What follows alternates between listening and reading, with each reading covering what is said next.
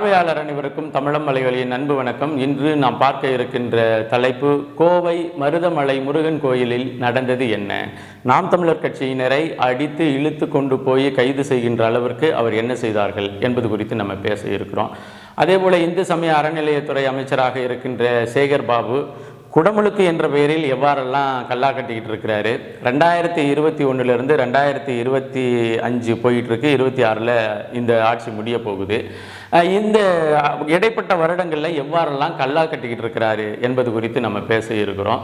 கூடுதலாக இந்த இந்தி திணிப்புக்கு எதிரான போராட்டம், நாடாளுமன்றம், சட்டமன்றம், பொதுவெளி, காட்சி ஊடகங்கள்லாம் திமுக உருட்டிக்கிட்டு இருக்கு இந்திக்கு எதிராகனவர்கள் என்று. ஆனால் வெளிப்படையாக சமஸ்கிருதத்தை எவ்வாறெல்லாம் இந்த மக்கள் புழங்குகின்ற இடங்களில், மக்கள் இருக்கின்ற ஊர்களில் இது திணித்து கொண்டிருக்கு, சமஸ்கிருதத்தை நேரடியாக திராவிட முன்னேற்ற கழகம் எவ்வாறெல்லாம் திணித்து கொண்டிருக்கின்றது என்பது குறித்து நம்ம பேச இருக்கிறோம். நம்ம சேகர் பாபு கிட்ட இருந்து தொடங்கிடுவோம். அதாவது தமிழ் இனத்திற்கு என்று சாபக்கேடுன்னு ஒன்று இருந்துச்சுன்னா அந்த சாபக்கேடு தான் இந்து சமய அறநிலையத்துறை அமைச்சராக திரு சேகர் பாபு பொறுப்பேற்று நடந்து கொண்டு போய்கிட்டு இருக்கிறது. ஏன்னா சேகர் பாபு என்கின்ற ஒரு மனிதனுக்கு அடிப்படை அறிவு, அதாவது துறை சார்ந்த அறிவு இல்லை. ஒரு துறைக்கு அமைச்சராக ஒருத்தரை போடுறோம்னா அந்த துறை சார்ந்த அறிவுன்னு ஒன்று இருக்கணும். இப்போ கல்வி அமைச்சராக ஒருத்தரை போடுறோம் அப்படின்னு சொன்னால் அவர் குறைந்தபட்சம் அந்த துறை சார்ந்த அறிவு இருக்கணும். இப்போ மீனவ பகுதிகளுக்கு, மீனவர்களுக்கு ஒரு பொறுப்பு அமைச்சராக போடுறோம்னா அது துறை சார்ந்த ஒரு அறிவு இருக்கணும். அப்படி எந்தவித அடிப்படை அறிவு மற்ற ஒரு நபரை தமிழரினுடைய வாழ்வியல், தமிழரினுடைய பண்பாட்டு அரசியல் இருக்கின்ற இடமாக இருக்கின்ற இந்து சமய அறநிலையத்துறையில் ஒருத்தரை போட்டிருக்காங்கன்னா அது சேகர் பாபு தான். சேகர் பாபுவை பொறுத்தவரையிலையும் ஒரு சரித்திர பதிவேட்டு குற்றவாளி. ஒரு கட்சியில இருந்து இன்னொரு கட்சிக்கு மாறின ஒரு ஆள் மாறாட்டமான ஒரு ஓடுகாலின்னு கூட நீங்க வச்சுக்கோங்க. கடினமான வார்த்தைன்னு கூட நீங்க நினைக்கலாம். ஆனா அந்த சேகர் பாபு என்கின்ற ஒரு மனிதனை இதை தாண்டி நாகரிகமாக பேசுறதுக்கு நம்ம மனசு இடம் கொடுக்கல. 2021 ஆட்சி அதிகாரத்தை ஏற்ற இந்த திராவிட முன்னேற்ற கழகம் 2025 வரலையிலான பயணங்கள்ல பல்வேறு கோயில்ல குடமுழுக்கு என்ற பெயரில் அதிகப்படியான காசை கல்லா கட்டியிருக்கு. அந்த கோயிலுடைய சொத்துக்கள் என்ன, கோயிலில் குடமுழுக்குக்காக நாங்கள் இந்த காசை எடுத்து பயன்படுத்துகிறோம் அப்படிங்கிற பெயரில் பல கோடி ரூபாய், ஒவ்வொரு கோயிலுக்கும் பல கோடி ரூபாய் இந்த இந்து சமய அறநிலையத்துறை கல்லா கட்டிக்கிட்டு இருக்கு திராவிட முன்னேற்ற கழகத்திற்கு. சரி, இந்த துறையை பொறுத்தவரையிலையும் தேன் எடுக்கிறவன் புறங்கையை நக்காமல் இருக்க மாட்டான் அப்படிங்கிற மாதிரி ஒரு துறை சார்ந்த அமைச்சர் அந்த துறை சார்ந்த இடங்கள்ல சம்பாதிக்கிறது இயற்கை தானே அப்படின்னு கூட சில உடன்பிறப்புகள் பேசுவதற்கு வாய்ப்பு இருக்கு. ஆனால் இந்த சேகர் பாபு எப்படிப்பட்ட ஆளுன்னா, அந்த குடமுழுக்கு நடக்கிற அந்த கோயிலினுடைய புனிதத்தன்மை குறித்தோ அல்லது அந்த கோயிலுக்கு என்று உள்ள வழிகாட்டு நெறிமுறைகள் இது குறித்தோ எது குறித்தும் கவலைப்படாதவர். அதே போல சரி, நீ எது குறித்தும், கோயில் குறித்து, அந்த கோயிலில் உள்ள வழிபாட்டு நெறிமுறைகள் குறித்து, அல்லது அது தமிழ் கடவுள் என்ற பெயரில் இருக்கின்ற கடவுளுக்கே நம்ம தமிழ் வழியில தான் குடமுழுக்கு நடத்தணும் அப்படிங்கிற அடிப்படை அறிவு கூட இல்லாத ஒரு ஆளை கூட வச்சுக்கோங்களேன். ஒரு நீதிமன்றம் ஒரு வழிகாட்டுதலை கொடுத்துருக்கு. 2020 நாம் தமிழர் கட்சியினுடைய வீரத்தமிழர் முன்னணி தொடுத்த வழக்கில் ஒரு நீதிமன்றம் மதுரை உயர்நீதிமன்ற கிளை ஒரு வழிகாட்டுதலை கொடுத்துருக்கு. என்ன வழிகாட்டுதலை கொடுத்துருக்கு அப்படின்னு சொன்னால், இந்து சமய அறநிலையத்துறையினுடைய கட்டுப்பாட்டில் இருக்கின்ற தமிழகத்தில் இருக்கின்ற எல்லா கோயில்லையும் குடமுழுக்கு நடத்தும் பொழுது தமிழ் மொழி வழியில தான் குடமுழுக்கு நடத்தணும். நீங்கள் சமஸ்கிருதத்திலையும் நடத்தணும்னு விரும்பினா தமிழ் மொழிக்கு இருக்கின்ற அதே அளவிற்கு சமஸ்கிருதத்துக்கு கொடுத்துக்குங்க. ஆனால் தமிழ் மொழி வழி குடமுழுக்கு கட்டாயமாக நடத்தப்பட வேண்டும். அப்போ அந்த குடமுழுக்குல நீங்க தமிழ் மொழியை புறக்கணித்துட்டு நடத்தினீங்கன்னா அந்த கோயில் நிர்வாகத்திற்கு 15 லட்சம் ரூபாய் அபராதம் என்று 2021 தீர்ப்பு, 2020 கடைசியில் டிசம்பர் மாதத்தில் தீர்ப்பு வருது மதுரை உயர்நீதிமன்ற கிளை. 2021 இந்த திராவிட முன்னேற்ற கழகம் ஆட்சி அரியணைக்கு வருது. இந்த என்ன சொல்றது, கட்ட பஞ்சாயத்து ரவுடியாக இருக்கின்ற சேகர் பாபு இந்து சமய அறநிலையத்துறை அமைச்சராக ஆக்குது. இதுவரையிலும் கடந்த 5 வருடங்களாக நாமும் போராட இடம் இல்லை, மனு கொடுக்காத இடம் இல்லை. ஒவ்வொரு கோயில் குடமுழுக்குலையும் நம்ம போய் மனு கொடுக்குறோம். எல்லா வேலைகளையும் ஐயா இதை நடத்துங்க, நீதிமன்றத்தினுடைய வழிகாட்டு நெறிமுறையை நீங்கள் பின்பற்றுங்க, அரசு பின்பற்றுங்க, அதன் பிறகு நம்ம சண்டை போடலாம் அப்படிங்கிற மாதிரி எல்லாம் நம்ம மனு கொடுத்து இன்று வரை சேகர் பாபு அமைச்சராக இருக்கின்ற திராவிட மாடல் அரசில் எந்த கோயிலையும் முழுமையாக குடமுழுக்கு தமிழில் நடத்தப்படவில்லை. 2020 வந்து எடப்பாடி பழனிசாமி வந்து ஆட்சி அதிகாரத்தில் இருந்த கடைசி காலகட்டத்தில் தஞ்சை பெருவுடையார் கோயிலில் நம்ம நீதிமன்றம் போய் வழக்கு தொடுத்து அது குடமுழுக்கு தமிழில் நடந்தது. அதே போல் 2020 கடைசியில் கரூர் பசுபதீஸ்வரர் கோயிலில் எடப்பாடி பழனிசாமி முதலமைச்சராக இருந்த பொழுது கோர்ட்டுக்கு போயினாலும் நம்மளால் தமிழ் மொழி வழி குடமுழுக்கு நடத்த முடிஞ்சுது. ஆனால் இந்த ஆட்சி அதிகாரத்துக்கு வந்த திராவிட முன்னேற்ற கழகம் கடந்த 5 வருடமாக நடத்தப்பட்ட கோயில் குடமுழுக்கில் எந்த கோயில் குடமுழுக்குலையும் முழுமையாக தமிழ் வழியில குடமுழுக்கு நடத்தலை. ஏதாச்சும் இந்த ஓதுவாருக்கு வாய் வலிக்கும் பொழுது ஒரு தூரத்தில் மைக்கை கொடுத்துட்டு ஒரு தமிழ் அர்ச்சகர்கிட்ட கொடுத்துட்டு நீங்கள் ஏதாச்சும் தேவாரம் திருவாசத்தை பாடுங்கன்னு விட்டானுங்கள ஒழிய கருவறை மந்திரமோ கலச மந்திரமோ இவங்க ஒரு பொழுதும் தமிழில் பயன்படுத்தலை. தமிழ் ஓதுவார்களுக்கு வாய்ப்பே கொடுக்கல. இன்னும் சொல்ல போனால் வயலூர் முருகன் கோயிலில் நடந்த குடமுழுக்கில் இந்த ஓதுவார்களுக்கு காப்பு கட்டுவாங்க. இந்த அனைத்து சாதியினரும் அர்ச்சகராகலாம் என்பதன் பெயரில் தெரிவு செய்யப்பட்ட அந்த ஓதுவார்களுக்கு இவங்க காப்பு கூட கட்டலை.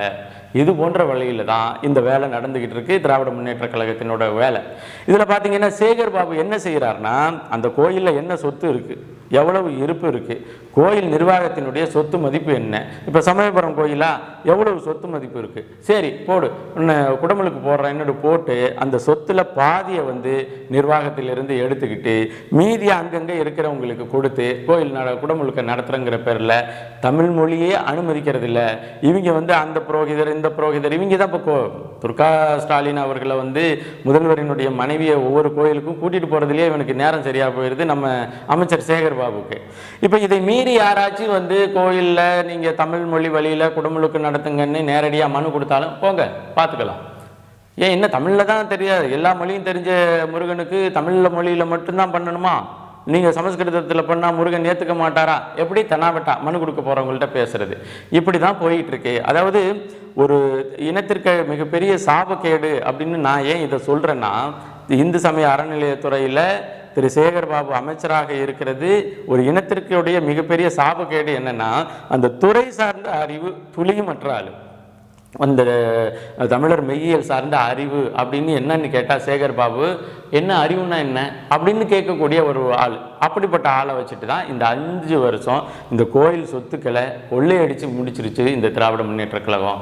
அதை தாண்டி கோயிலினுடைய பட்டயங்கள், கோயிலினுடைய பத்திரங்கள், கோயிலினுடைய வரலாறு உரிய அந்த ஸ்தல புராணங்கள் இதெல்லாம் எங்கே இருக்குது எப்படி இருக்குன்னு கூட இப்போ இருக்கிறவங்களுக்கு யாருக்கும் தெரியாத ஒரு சூழலில் இருக்குது. இது ஒரு பக்கெட்டு. கோயில் சொத்துக்களை கொள்ளையடிக்கிறது, கோயிலில் குடமுழுக்குங்கிற பேரில் ஆட்டையை போடுறது, கோயிலினுடைய மூல வரலாறை மறைப்பதற்கான வேலை, இது எல்லாத்தையும் தெலுங்கர் சேகர் பாபுவை வைத்து திட்டமிட்டு நகர்த்தி கொண்டு இருக்கின்றது இந்த திராவிட மாடல் அரசு. இன்னொரு பக்கத்து பார்த்தீங்கன்னா, நாங்கள் வந்து இந்து தெரியாது போடா அப்படின்னு சொல்லிட்டு சட்டைக்கு பின்னாடி எழுதி ஒட்டிக்குவாங்க. அப்புறம் பாராளுமன்றத்தில் இவங்க வெளியில் வந்து உள்ளுக்கு வந்து ஓட்டு போட்டுட்டு வெளியில் வந்து நாங்கள் வந்து ஆர்ப்பாட்டம் நடத்துகிறோன்னு தின்றுவாங்க.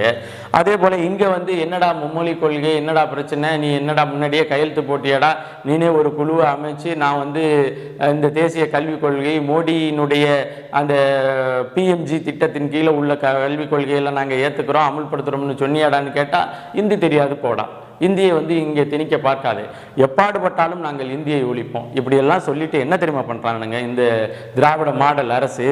இப்போ ஒவ்வொரு கிராமத்துலேயும் எனக்கு தெரிஞ்சு பல்வேறு கிராமங்களில் அதாவது தன்னிச்சையாக ஒரு மணி ஒலிக்கிற சிஸ்டத்தை வச்சுட்டாங்க. ஒவ்வொரு கோயிலையும் வச்சுருக்குறாங்க.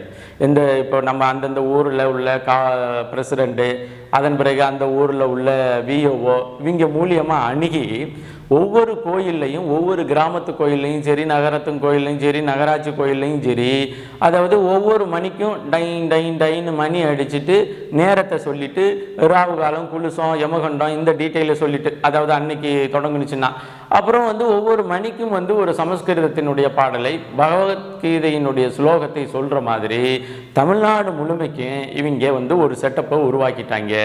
இப்போ ஒவ்வொரு கிராமத்திலையும் போய் பகவத்கீதை பேசப்படுது, இந்த சமஸ்கிருதத்தின் வழி மந்திரம் ஓதப்படுது, இதெல்லாம் ஓடி ஒவ்வொரு நாளும் நடக்குது. இது ஒரு பக்கத்து இருக்குன்னா, கோயிலில் குடமுழுக்கில் தமிழில் தான் நடத்தணும் அப்படின்னு சொல்லிட்டு ஒரு 2020 கடைசியில் நம்ம ஒரு தீர்ப்பை வாங்கி இதை வந்து ஒரு கவர்மெண்ட் ஆர்டராக போட்டு அமுல்படுத்துங்க அப்படின்னு சொன்னால், 5 வருட காலமாக திராவிட முன்னேற்ற கழகம் கோயிலில் ஒரு இடத்துல கூட இந்த தமிழ் மொழி வழி குடமுழுக்க வந்து சாத்தியப்படுத்தலை. முழுக்க முழுக்க இந்த சேகர் பாபு என்கின்ற ஒரு என்ன சொல்கிற ரவுடி அமைச்சர்னே சொல்லலாம், நீங்கள் எப்படி வேணாலும் எடுத்துக்கோங்க, ரவுடித்தனம் பண்ணுகின்ற ஒரு அமைச்சராக இவர் வலம் வந்து கொண்டு ஒரு இடத்துலையும் வம்படியாக தமிழ் மொழி வழியில் குடமுழுக்கு நடத்த விடலைங்க.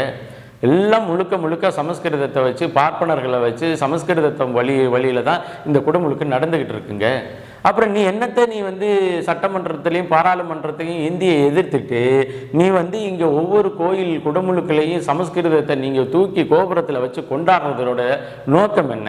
அதே போல் தமிழ்நாட்டினுடைய ஒவ்வொரு கிராமத்திலையும் தானியங்கி மணி ஒழிப்பு என்கின்ற ஒரு மின்சார மணியை வச்சுட்டு ஒவ்வொரு நாள் சாயங்காலமும் ஒவ்வொரு நாள் ராத்திரியும் அவங்க பகவத்கீதையில் ஸ்லோகம் சொல்கிறாங்க. அதை அனுமதிச்சுட்டு இந்த அரசு போயிட்டு இருக்குங்க. இதுதான் இந்த இந்தி திணிப்புக்கு எதிராக திராவிட மாடல் நடந்து கொள்கின்ற முறையான்னு நம்மளால் கேட்க முடியல. ஏன்னா இவங்க தான் போனால் நாங்கள் இந்தி தெரியாது போடாம்பாங்க, உள்ளுக்கு இந்த வேலையை பார்த்துக்கிட்டு இருக்கிறாங்க. இந்த வேலையை தான் இது தொடர்ந்து பார்த்துக்கிட்டு இருக்கு. இதனுடைய தொடர்ச்சியாக தான் நம்ம வந்து பல்வேறு காலகட்டத்தில் பல்வேறு கோயிலில் கொண்டு மனுவாக கொடுத்து இந்த வேலையை இங்கே நடைமுறையே படுத்தலை அப்படின்னு சொல்லிட்டு ஒரு மக்கள்கிட்ட கோரிக்கையாக வைப்போம் அப்படின்னு தான் வர இருக்கின்ற, அதாவது மருதமலை முருகன் கோயிலில் குடமுழுக்கு செய்ய போகிறதா திட்டமிட்டு வேலைகள் ஓடிக்கிட்டு இருக்கு. குடமுழுக்கு தேதியானது விரைவில் வந்து முடிவு செஞ்சுருவாங்கன்னு வச்சுக்கோங்களேன். இப்போ இந்த முடிவை நோக்கி இவர்கள் ஏற்கனவே கோயம்புத்தூரில் பட்டீஸ்வரர் ஆலயத்தில் வந்து நம்ம கோரிக்கை வச்சோம், அடாவடித்தனமாக அதை வந்து கையாண்டு இந்த சமஸ்கிருதத்தில் தான் குடமுழுக்கு செஞ்சு முடித்தாங்க. குறைந்தபட்சம் முருகன் தமிழர் கடவுள் என்று சொல்லக்கூடிய அந்த நிலையில் இருக்கிற முருகன் கோயிலாவது நம்ம தமிழ் வழியில் வந்து குடமுழுக்கு நடத்தணும்னு ஒரு கோரிக்கையை முன்னிறுத்தி கோரிக்கை அடங்கிய துண்டறிக்கையை மருதமலையின் முருகன் கோயிலினுடைய அடிவாரத்தில் வந்து நாம் தமிழர் கட்சியினரும் வீரத்தமிழர் முன்னணியினரும் சேர்ந்து வந்து விநியோகிச்சுட்டு இருக்காங்க. இது என்ன தப்பு? நீ வந்து சட்டமன்றத்தில் இந்தி தெரியாது போடா, தமிழில் தான் வாழ வைக்கணும் அப்படின்னு பேசுகிற, பாராளுமன்றத்தில் எல்லாருக்கும் முன்னாடி நாங்கள் இந்தியை எதிர்க்கிறோம், நாங்கள் தமிழ் மொழியில் தான் நாங்கள் வந்து தமிழே எங்கள் உயிர்னு பேசுகிற. இப்போ நீங்கள் 2 பேரும் பேசின அந்த கோரிக்கையை தான் இங்கே அன்னை தமிழில் அர்ச்சனைன்னு நீங்கள் சொன்ன அதே செய்தியை தான் அன்னை தமிழில் அர்ச்சனை பண்ணுங்க, அது வந்து என்னைக்காச்சும் ஒரு நாளைக்கு பண்ணாதீங்க, தினந்தோறும் பண்ணுங்க, குறிப்பாக குடமுழுக்கு நடத்துகிற அந்த காலகட்டத்தில் அந்த நேரத்தில் அன்னை தமிழில் கீழே கருவறை மந்திரமும் மேலே கலச மந்திரமும் செய்யுங்க அப்படின்னு கோரிக்கை உள்ளடக்கிய ஒரு துண்டறிக்கையை விநியோகிச்சதில் என்ன தவறு? இப்படி கோரிக்கை துண்டறிக்கையை ஏற்கனவே வந்து உங்கள்கிட்ட சொல்லி அனுமதி கடிதம் கொடுக்கறதுக்கு வந்திருக்காங்க. அனுமதி கடிதத்தை நீங்கள் வாங்கிட்டீங்க, நீங்கள் பதிலே சொல்லலை. இந்த தேதியில் இந்த நேரத்தில் மருதமலை கோயிலினுடைய அடிவாரத்தில் நாங்கள் வந்து கோரிக்கை துண்டறிக்கையை வந்து நாங்கள் விநியோகிக்க போகிறோம்னு அங்கே உள்ள கோவை வடக்கு தொகுதியை சார்ந்த உறவுகள் வந்து உங்கள்கிட்ட அனுமதி கடிதத்தை கொடுத்துட்டாங்க. நீங்கள் அனுமதி கடிதத்தின் மீது எந்தவித பதிலும் சொல்லலை.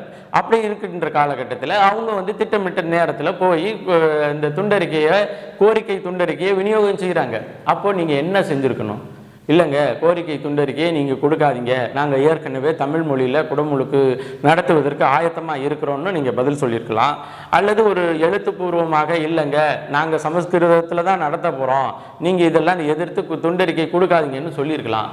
துண்டறிக்கை கொடுத்தவர்களை அடித்து வலுக்கட்டாயமாக கொண்டு வந்து கைது செய்ய வேண்டிய அவசியம் என்ன? அப்படி என்ன இந்த காவல்துறைக்கு நேர்ந்துக்கிட்டு இருக்கு? ஊரில் நீங்கள் இன்னும் சொல்லப்போனால் தென் மாவட்டங்களில் ஒரு நாளைக்கு 50க்கும் மேற்பட்ட கொலைகள் நடந்துக்கிட்டு இருக்கு. அது என்ன செய்திகளில் இன்னும் சொல்லப்போனால் அது அவசர செய்திகளில் வர்ற கொலைகளின் எண்ணிக்கை கம்மியாக, இன்னும் சொல்லப்போனால் நிறைய இடங்களில் நடந்துக்கிட்டு இருக்கு. அந்த இடங்களில் உங்களால் சட்ட ஒழுங்கை பாதுகாக்க முடியல. சட்டம் ஒழுங்கு பாதுகாக்கப்படாமல் எந்தெந்த இடத்துலையோ என்னென்னமோ நடந்து கொண்டு இருக்கின்றது. அது குறித்து எந்த அக்கறையும் இல்லை. ஆனால் ஒரு தமிழர் பாரம்பரியம் உள்ள ஒரு கோயிலுக்கு, அதுவும் தமிழ் கடவுள் முருகன் என்று சொல்லக்கூடிய அந்த கோயிலுக்கு குடமுழுக்கு நடக்க போகுதுங்க, அதை தமிழ் மொழி வழியில் தான் நீங்கள் நடத்தணும்னு ஒரு கோரிக்கையை வைத்து ஒரு துண்டறிக்கை கொடுத்தது அவ்வளோ பெரிய குற்றமா அப்படிங்கிற ஒரு கேள்வி இருக்கு இல்லையா? இவர்கள் வேண்டுமென்றே இதை செய்கிறாங்க. இப்போ இந்த மருதமலை முருகன் கோயிலில் நம்ம வழக்கு தொடுத்துருக்குறோம். வழக்கு வந்து வருகின்ற வெள்ளிக்கிழமை வந்து விசாரணைக்கு வருது. அது ஒரு பக்கத்து இருக்கட்டும்.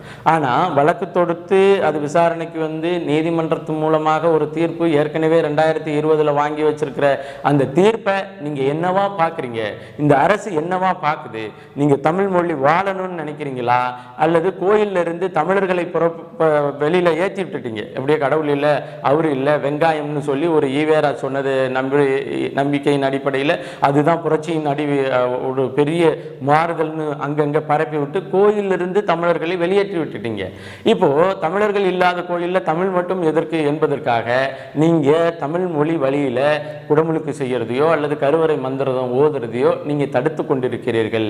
நீங்க தடுக்கிறதுன்னு முடிவாச்சு, வெளிப்படையாதுங்க. இந்த தமிழ்நாட்டில் எந்த கோயிலையும் இனி தமிழ் மொழி வழியில குடமுழுக்கு நடத்தப்பட முடியாது, இது திராவிட மாடல் அரசினுடைய கொள்கை முடிவு அப்படின்னு அறிவிச்சிருங்க. நாம அடுத்து என்ன நடக்குதுங்கிறத நம்ம பார்த்துக்குவோம். இப்போ வருகின்ற வெள்ளிக்கிழமை வந்து இந்த மருதமலை முருகன் கோயில் சார்பாக நம்ம தமிழ் மொழி வழியில குடமுழுக்கு நடத்தணும்னு ஒரு வழக்கு தொடுத்திருக்கிறோம். அது வழக்கு விசாரணைக்கு வருது. அது வழக்கு போடுறபடி பார்ப்போம். ஆனால் இவர்களுடைய பதில் என்ன? தமிழ் மொழி வழி குடமுழுக்கில் இவர்களுடைய பதில் என்ன?